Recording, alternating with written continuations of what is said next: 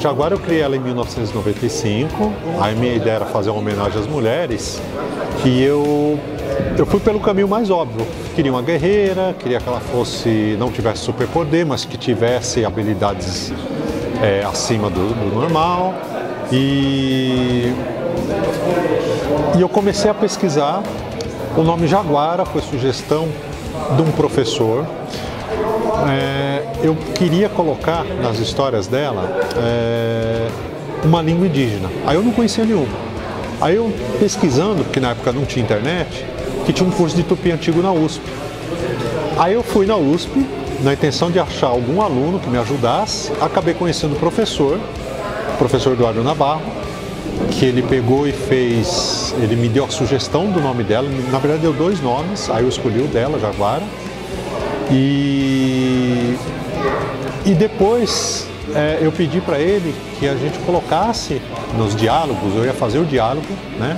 Escrevia as histórias, fazia os diálogos e os personagens indígenas, eu queria que ele traduzisse para o português, para o tupi, depois retraduzisse para o português para ficar o português que o índio fala, mas que mantivesse algumas palavras e expressões em tupi antigo, né? E eu não sabia, mas até então ele começou a me passar assim, muitas dicas. Eu fui em biblioteca com ele, lá na USP mesmo, e eu também descobri que o tupi antigo ele foi a língua oficial do Brasil até o século XVII, mais ou menos, então estava tudo amarrado assim.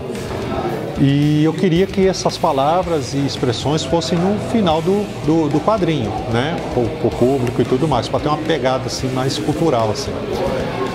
Mas ainda faltava alguma coisa. Eu queria colocar personagens sobrenaturais, ia ter, obviamente, luta de tribo contra tribo e tal, mas eu queria colocar alguma coisa assim um pouquinho diferente, e foi aí que eu trouxe uma paixão minha, que é o folclore nacional, e comecei a colocar personagens do folclore com a roupagem mais moderna, a minha versão, dentro do universo da Jaguara, né? Então, no primeiro livro dela aparece o Saci, que aí o professor me ajudou, ao invés de ser Saci Pererê, que foi o Monteiro Lobato que pôs isso, ele meio que infantilizou. A gente colocou de Saci Aíba, que Aíba é demônio em tupi antigo, então ficou o Diabo Saci. E aí eu coloquei também o Curupira, o Jurupari, que é um personagem da cultura indígena, Tupã, que eu fiz, o visual dele eu fiz baseado em cima de um desenho indígena, né? E muito diferente do que a maioria das pessoas, eu aprendi na escola, assim, Tupã não é a principal divindade indígena para a maioria dos índios, principalmente do tronco tupi. A maioria dessas tribos acredita num deus chamado Yanderobuçu, que eu aprendi com o professor Eduardo Navarro, e que Tupã, na verdade, ele é um deus do relâmpago, e os índios, na verdade, morrem de medo dele, né? E a partir daí, então, eu comecei a ter um universo bastante vasto, assim, e aí eu comecei a ter um repertório para poder desenvolver as histórias.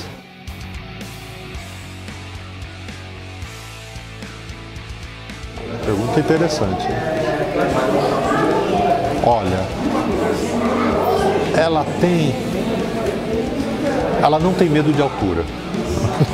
Essa seria uma habilidade que eu gostaria muito, com um pouco de medo de altura. Então, assim, ela é uma ginasta nata e sobe em árvores de trocentos metros de altura, tudo. E a habilidade dela se balançar lá e tal, isso seria uma coisa que eu invejo. Eu invejo. Gostaria também de ter a lança de Tupã. Seria muito legal poder comandar relâmpago, trovão e tudo mais. Mas dela mesmo, se eu tivesse essa habilidade de não ter medo de altura, para mim seria o suficiente.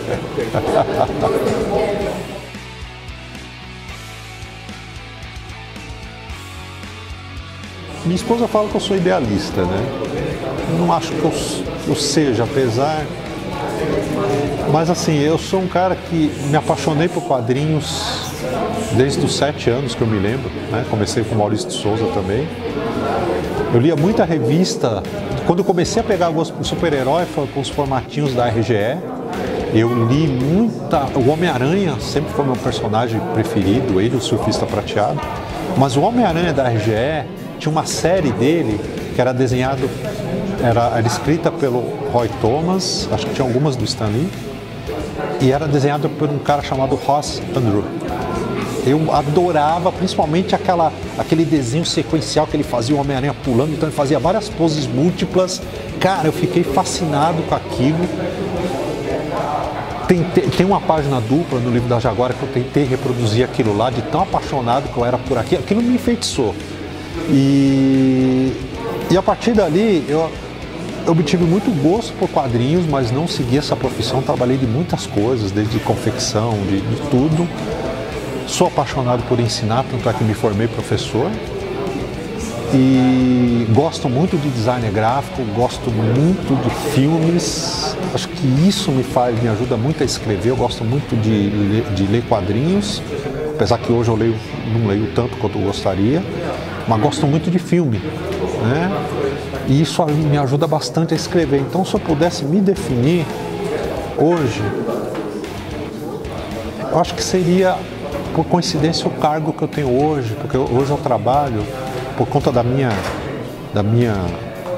vivência com quadrinhos, porque quadrinhos você tem que desenhar de tudo, né? Cenário, personagem, tudo. Isso me possibilitou estar na empresa onde eu estou, que é uma empresa que faz eventos para shopping, inclusive eventos temáticos com personagens e tudo mais. Recentemente eu desenvolvi um projeto que está no Vila Lobos, que é do Rei Leão, e um do Toy Story 4, que está no shopping da Moca. Então, essa profissão, acho que ela casa muito bem com essa pergunta. A minha profissão hoje, ela é designer multimídia. Então, eu acredito que eu sou um ilustrador multimídia. Eu acho que seria a melhor coisa que me define.